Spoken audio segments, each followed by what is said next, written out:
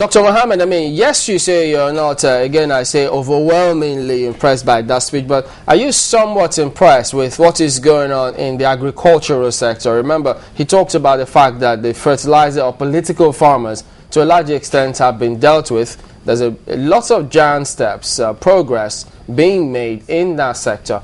What are your thoughts on that? Being made in that sector. What are your thoughts on that? Well, Mr. Moderator, I think much against my own instinct, I will restrain myself from using personal ad hominem attacks on Dr. Doyin Okupe, who I knew. And I hope in future some of these gutter language should be avoided in addressing people on a program of this nature. That's all I can say. I come to agriculture. To answer your question specifically, we are now in most parts of Nigeria, which are the bread baskets of the country, we are now in the planting season. The President is speaking today, announcing a policy of getting rid of so-called political farmers and making sure that government policies facilitate availability of agriculture and other inputs, like small plowshares, like pesticides and insecticides and what have you. I sincerely hope that is going to be true. But the impression I have, coming from Kano, 500 kilometers to Abuja, and for the sake of doing Okupe, Kano is also part of Nigeria, and somebody who comes from Kano like me is also a Nigerian, not really somebody who comes from Ogun State, where he comes from. And I hope next time he will remember that there are other Nigerians who have other takes on anything he supports or he opposes, because people don't have to listen to what he is saying simply because it is coming from Doyin Okupe or from his political paymasters in the PDP. And this is the kind of thing which got him in trouble and earned him a sack by Obasanjo. Now he's telling us that the man who employed him, who said he spent 15 billion on the power sector, Olusegun Obasanjo, did nothing. It is his new master, his new paymaster, who is doing well. Besides, as far as I'm concerned, I have seen no evidence of that, because I know a bag of fertilizer in Kano cost what is this year what it cost last year. So telling me that there is improvement in agriculture is sheer balderdash. It is not so. Secondly, it is important to realize that when some of us talk, they don't know our backgrounds. I told him I am a product of an Almajiri system somewhat. In my father's house, the whole house has been converted into an Almajiri school. And there are thousands and hundreds of thousands of such schools which are done without so much fanfare and noise making.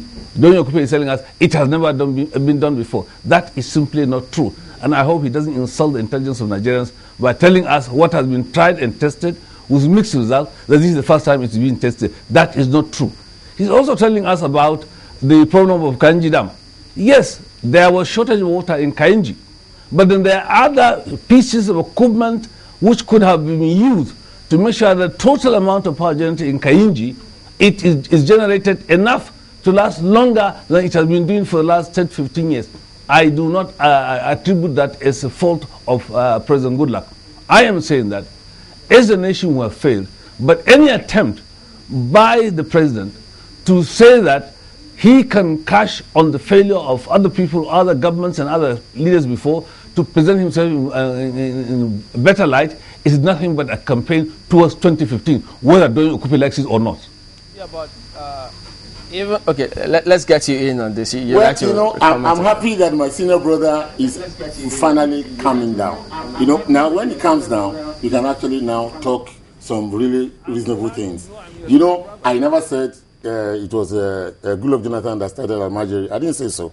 Now you accept that most of these problems are problems that Goodluck Jonathan inherited. I did not say that Obasanjo did not do anything in power. In fact, Obasanjo was the one who started the entire power revolution. But it was halted. He started late towards the end of his regime. And unfortunately, for whatever reason, Yar'Adua halted them. But all that is history. Let us talk about what is current. To say that, agriculture, you cannot see any difference, that is not correct. In Kano, the president just mentioned here now, mentioned in his speech, that there's a rice in Kano, a locally grown rice in Kano, that people are buying, like they're buying, like children buy tom-tom. In Benue, there's an ashi rice. We are not there, but we will get there, and the evidence that we will get there are beginning to emerge for us to see. It is not that anybody, what do you want Jonathan to do? If he has done well, and he catalogs what he has done, and you call that a campaign, well, so be it. He's a politician, for goodness sake. You will not say, a house on a hilltop, cannot be hidden. If you have done well, you have done well.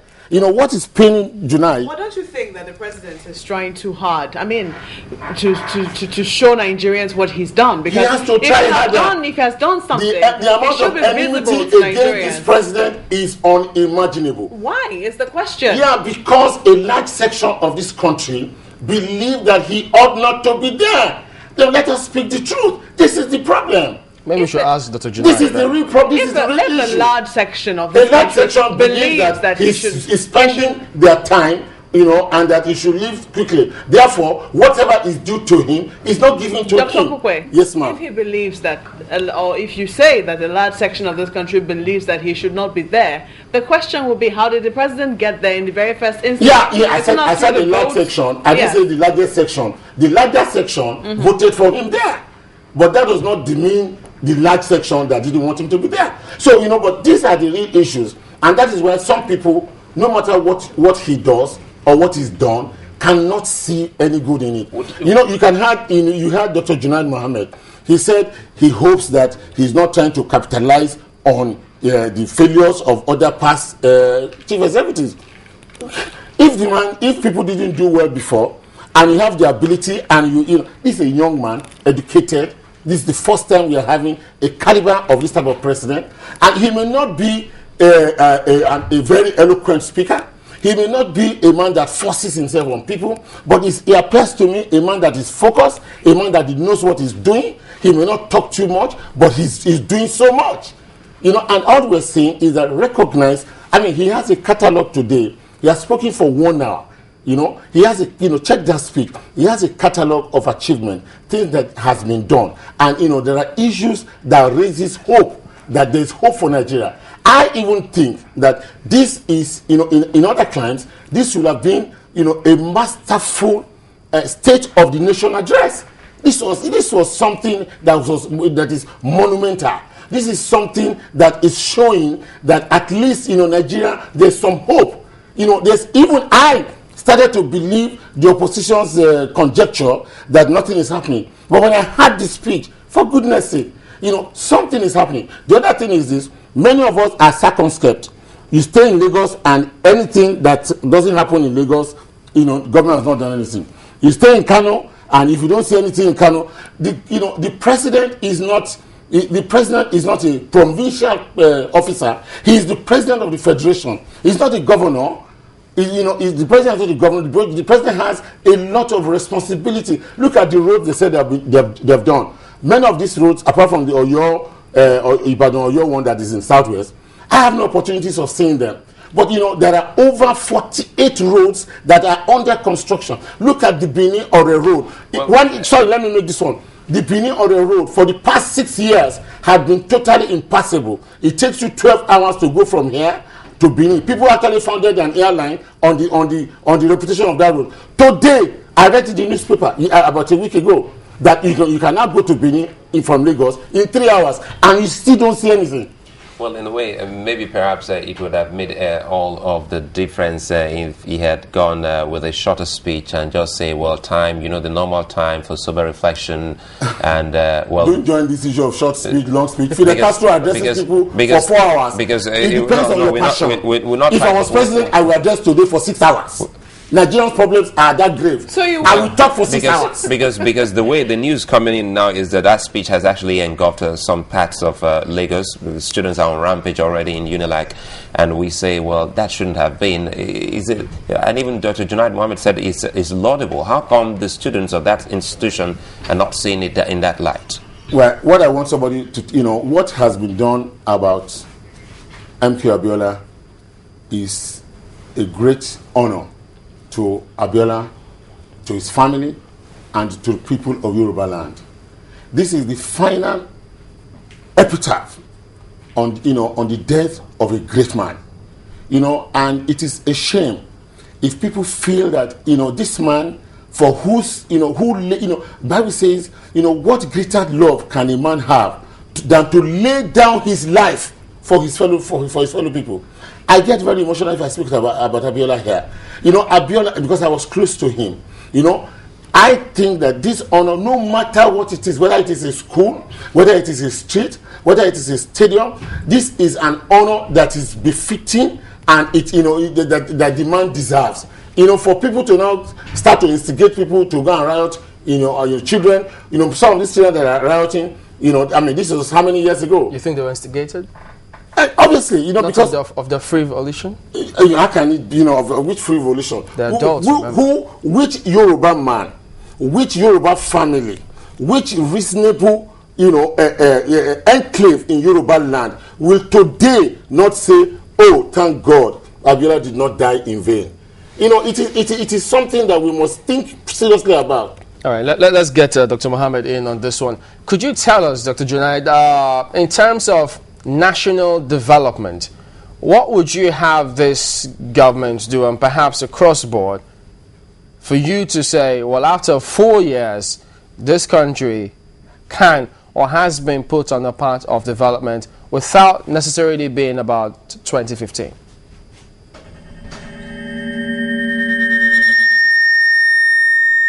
Given the heterogeneous nature of Nigeria as a country, any Nigerian leader, any Nigerian government must have at the back of his mind the need to unite the people. Because without unity, there will be no peace and harmony. Without peace and harmony, there will be no development. If any development occurs, it is epileptic and it is highly reversible. I am convinced that this country can live in peace and harmony only if there is justice as universally understood.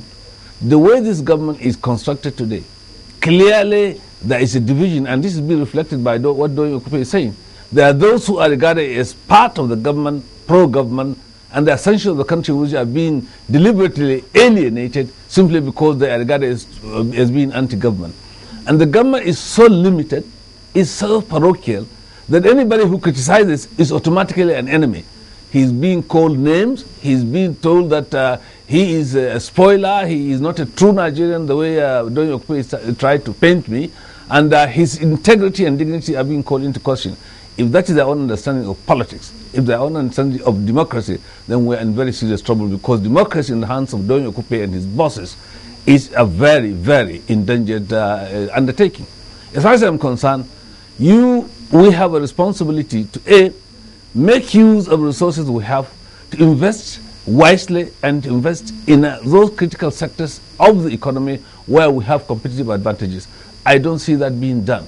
Secondly, I believe a leader must show by example that all Nigeria is his entire family, and that those who voted for him and against him after the election, we must close the file and move forward and make Nigeria a greater nation. The idea that a president can come from one ethnic group or sub-ethnic group, the minister of oil, the most important part of the economy, comes from the same group. The national security advisor comes from the same group. The minister for the so-called Niger Delta comes from the same group. In addition, contiguous groups, I give you the DG of the SSS, another key appointment, does not make way for a very peaceful, harmonious, and self-respecting nation. And I'm utterly astonished that the likes of Okupe can come and start talking to us about what was done simply because, according to them, they are now realizing Abiola laid his life. I remember vividly, and there are witnesses living, what Okupe was saying about the same Abiola at the Sharon Hotel to me and to other people. I'm surprised he's not changing his. I have believed in the Abiola project and in what Abiola did, and I will continue to respect that man for the rest of my life. He did not set to lay his life for democracy, but he lost his life in the process of actualizing a mandate freely given to him by all Nigerians. I am sure if Abiola had been president of Nigeria, he would not have appointed somebody from Egba, from his own town, section of Abeokuta, as National Security Advisor, Minister of Finance, Minister of Economic Resources, Niger Delta, National Security Advisor. That is simply, it's unacceptable. Nigeria has over 300 ethnic groups. Are we being told that these people are the best and the brightest? In a democracy, you have to balance some of these very, very difficult imponderables. This is not being done by the government. And of course, you didn't hear about that in the address of the president. He had sent a letter to the SSS and other security agencies asking for clearance about certain people. That was being acted upon when he came and denied the fact that he ever sent the letter. Some people had cited the letter and they told me so, and I take their word for it. And I'm glad to speak that I have known Goodluck 2 decades before he came, his name shot on the national scene. And I know him today better than Doyin Okupe knows him. And I am not the kind of person who comes and does the kind of cheap propaganda and empty talk about individuals. As far as I am concerned, Doyin and co are not helping the president in the way they go about serenading him, as if there is no other person simply because he's the president of Nigeria today. I sincerely wish he succeeds, but I will do my job. It's anointed to me in a democracy. I belong to the opposition party. I will continue to criticize, and I will criticize constructively because I believe the country belongs to us, the president and the commoner, and I am a commoner, even though Doyin finds it difficult to accept I am a Nigerian. Dr. Junaid Mohammed, you must, our interactions over the years must, mean something. I have a lot of respect for him, and I also just disagree with him. And just because I disagree with him, he also has called me names, but that is not the issue. But we have to be very careful when we talk on national television. Not too long ago, the argument that is being brought forward by Dr. Junaid, with all respect, is a very, very fraudulent argument. I'm sorry to use that word. Why do you say so? I say so because he talks about the president appointing people from South as a minister of this, minister of that. The entire of the problem that we have in this country, not too long ago, the problem we had is very related to what he's talking about. Which is what? Perception? When the presidents and the military heads of state all came from the north, 70% of the ministers came from the north. It's not even a matter of, locational things. The security advisor, go and look at the records of who national security advisors were, and look at the records of who the presidents were, came from the north. Even all ministers came from the north, the DICO, the Jubril Aminu and co. Two wrongs so, no, it's not that two wrongs. I'm saying that people like our respected elder here should not remind us of such things. There may be some lapses, there may be some lopsidedness, but for him to now pretend and be totally oblivious of our recent past is fraudulent. Yeah, but he said, does the government have a problem with criticisms? He says constructive criticisms. Let me tell you, Chamberlain, no government can make progress except you have a viable, strong, and vibrant opposition. I have always believed in opposition. For many years, I belonged to a political party that was in opposition where I was brought up. So, I am not somebody who will advocate for opposition to be muzzled. No, that is not correct. And I'm glad and I appreciate the job that they're doing. It is important so that those who are in government will be on their toes and make sure that they're doing what is right. What is said about me and Abiola is uncharitable. I have, Abiola and I were, Abiola was somebody that I held in the highest esteem, and we were in different parties, but, he had a lot of respect for me, and I had a lot of respect for him. And towards the end of his life, it was myself and, the professor who contested an election in Lagos State and died, Professor Abiola Jobi. We were the last people that were with Abiola every day when he was in the UK. And when he came back, on the day Abiola was arrested, Kola Abiola is alive. I was the last man in Abiola's house. And that night, we drove and followed the security people that came to pick him to 1 o'clock, So, all that talk is just it's just rubbish talk, and it's not true. All right, important thing is, he did say that this country can stay together if people recognize that justice is done everywhere, that the country can stay together. I think it's important that everybody leaves with that thought today.